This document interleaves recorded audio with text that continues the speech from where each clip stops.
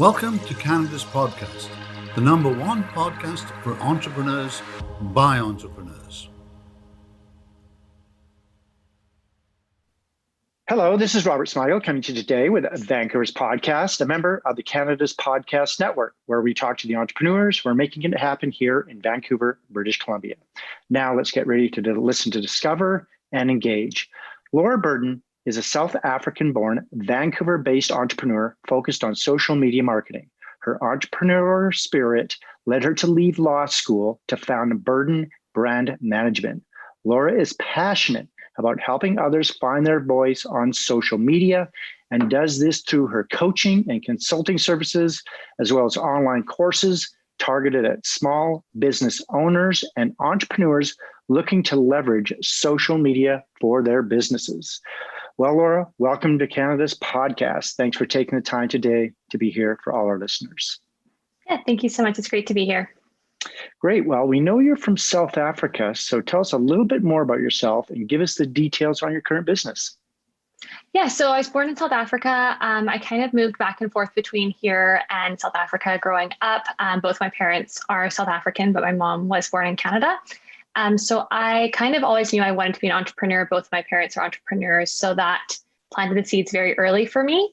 I did go back thinking I was going to live there and started law school and kind of realized almost halfway through that it wasn't the right fit for me.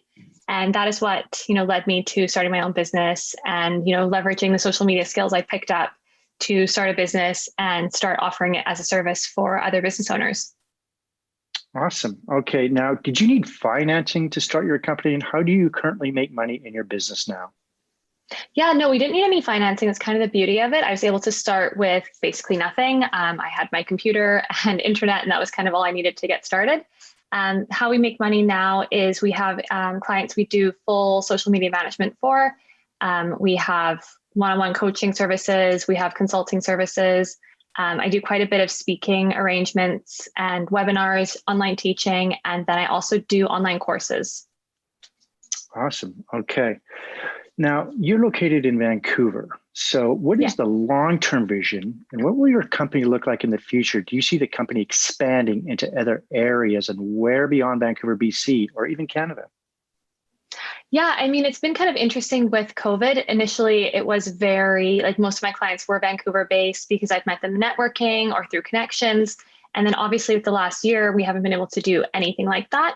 So, I mean, I've had a couple more clients that are based across Canada, which, only kind of happened because of COVID, I would say. So I do see, expanding more across Canada. And then I do have a few American clients as well. So I kind of see that side of things picking up as well. I think COVID has made people realize how much you can do remotely. Like, you do not need to do 99% of work in person. So it's worked out really nicely in that way. Awesome. Okay. Well, we've learned a little bit about you and your business. Let's talk about doing business in Vancouver, British Columbia. What are the biggest benefits for you in being an entrepreneur here in Vancouver, BC? I want you to give us some of the good points about starting a company here, but I also want you to give us some of the tough things or challenges for our listeners so they can keep an eye out for them. Yeah, absolutely. I mean, I think the biggest challenge that springs to mind for most people when you think of Vancouver is the cost of living. So obviously it's super expensive to live here. And when you're spending all your money on living, you don't have that much money to reinvest in your business or in hiring or scaling or any of those other things that would help grow your business quicker. So when I look at my friends who are based in, even friends in Halifax or the East Coast, if we look side by side at what we're making and where the money's getting spent, it's crazy. So I think the cost of living in Vancouver makes it hard to scale a business for those reasons. In terms of what's good about it, there's a really great entrepreneurial network here. There's so many entrepreneurs. It seems that everyone here has their own business or at least a side hobby that or a side hustle they're kind of starting. So it's a really, really great supportive community, which I love. Another great thing is obviously Vancouver is beautiful. So the work-life balance, you're not stuck inside all day. You can, go skiing and come home and work. So that's another really great part about living in Vancouver. Okay, that's a nice segue into my next question. We do some of our best work outside the office. Is there a place in the Lower Mainland, close to where you live or work, where you like to go recharge or get inspired with ideas or just think about your business? And does it change with the season considering all the rain we get here? Good question. So I spend a lot of time on the seawall. I live like 2 blocks from the seawall. So whenever I have to like work on an idea or think something through, I will go for a power walk along the seawall.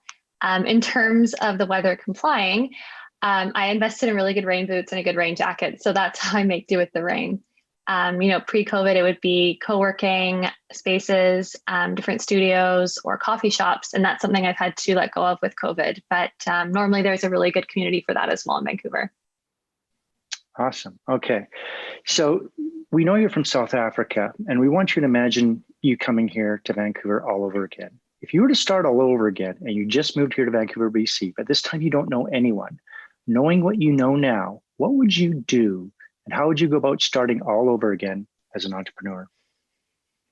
Yeah, I think something I've learned, in the past few years is that who you know is one of the most important things that'll determine how well you do in business and those connections you make. So if I was starting from scratch, I would definitely invest my time and energy into making connections, making friendships, and learning as much as I can from other entrepreneurs and what they bring to the table. That'd be my priority. Yeah, we also have a lot like Small Business BC, there's chambers of commerce, lots of networking events when they do come back, obviously. But I Love definitely use that as a great way to get the podcast going. Let's talk about your routine and what makes you or keeps you motivated. What does the first hour look like for you when you get up in the morning? Do you have a specific routine or a ritual that helps you get motivated to start your day? Yeah, so I have no screen time for the first 3 hours. It doesn't always go that well, but that's kind of my goal is no phone for the first 3 hours when I wake up. I have a morning routine. I'll read a little bit, meditate. In the summer, I would go for a walk. In the winter, it's a little harder to start my day like that. So that's kind of my morning routine. In terms of motivation, going to the gym or doing online workouts, I guess now is kind of what we're doing. Having that balance is super important for me to stay motivated and to keep that routine really consistent. Okay. Do you think entrepreneurs have to be weird or unique in a positive way or are wired differently? Definitely. I think it takes a special type of person to be okay with not knowing how much money you're going to make each month and to be totally okay with, there's so many variables that we can't control. So I think it takes a really weird and a good way type of person to be able to look at that and say, I'm going to try anyway, and I'm going to do what I can with what I have. So yeah, I definitely think we're wired a little bit differently.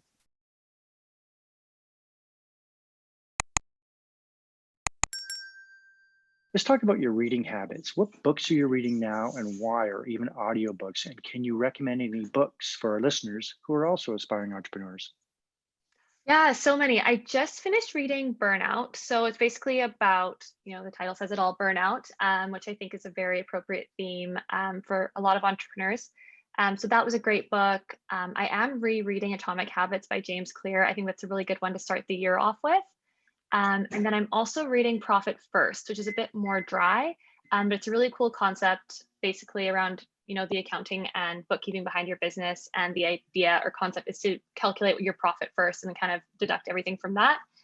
So that's kind of what I'm rotating through at the moment. Any online or offline tools that you like to use on a daily basis? Oh yeah, so many.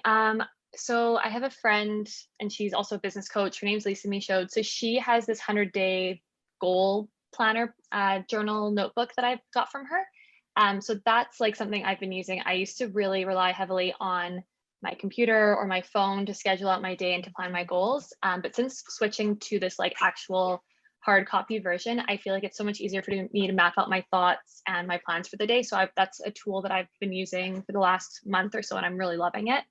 Otherwise, I use Slack every day with my team. I love Zoom. I love Asana. That's a really important one for productivity and project management, especially with client projects. Awesome. Okay.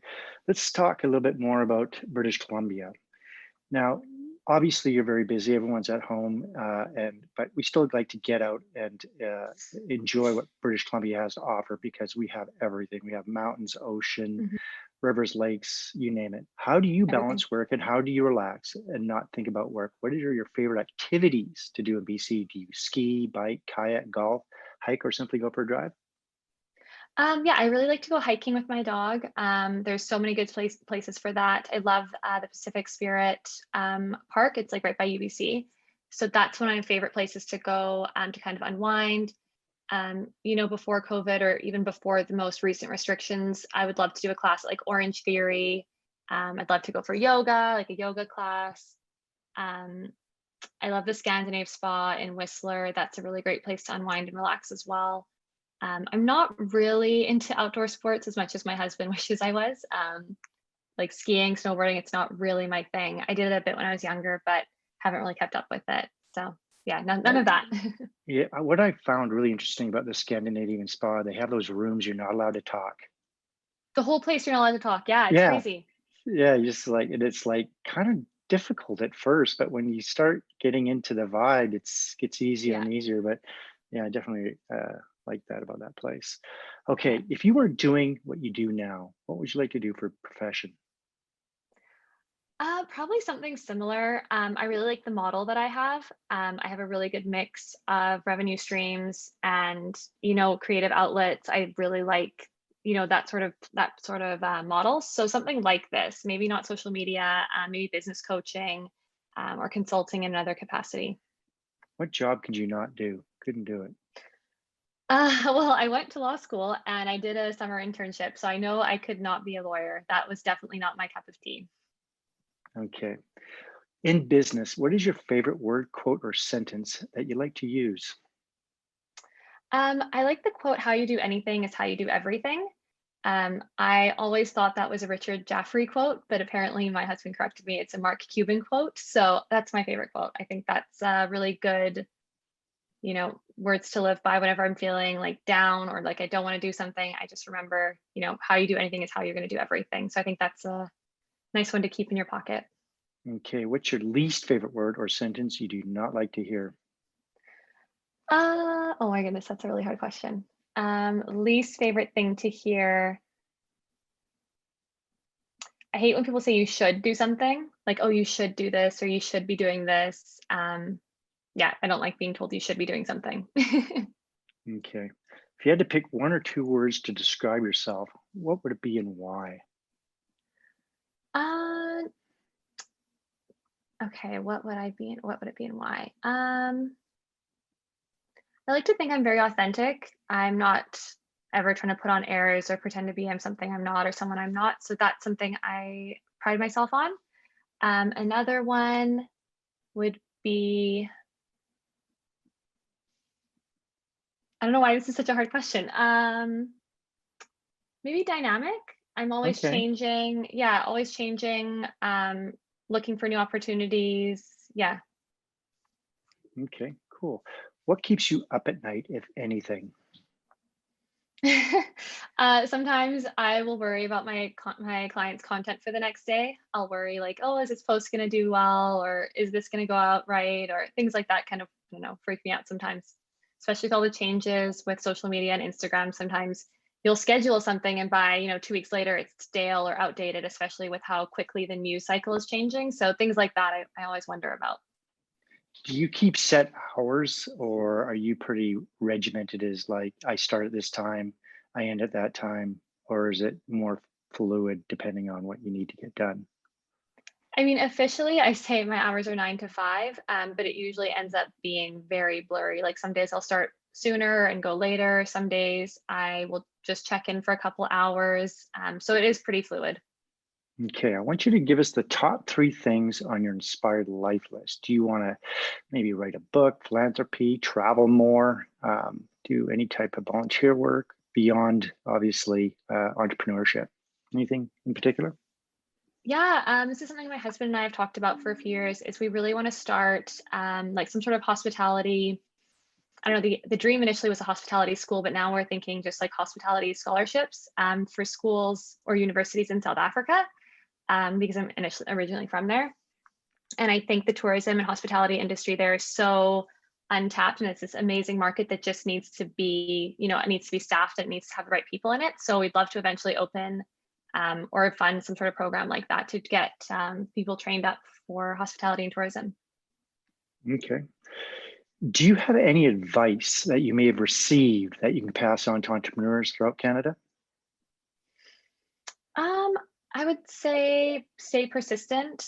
I mean, especially the last year, everything changes so quickly that, the clients you have 1 minute could, they could be going out of business the next. That happened to me very early at the beginning of COVID. I lost 3 or 4 clients because they had to go out of business. So, stay persistent. If, one thing doesn't work, keep trying. Something else will eventually. Okay.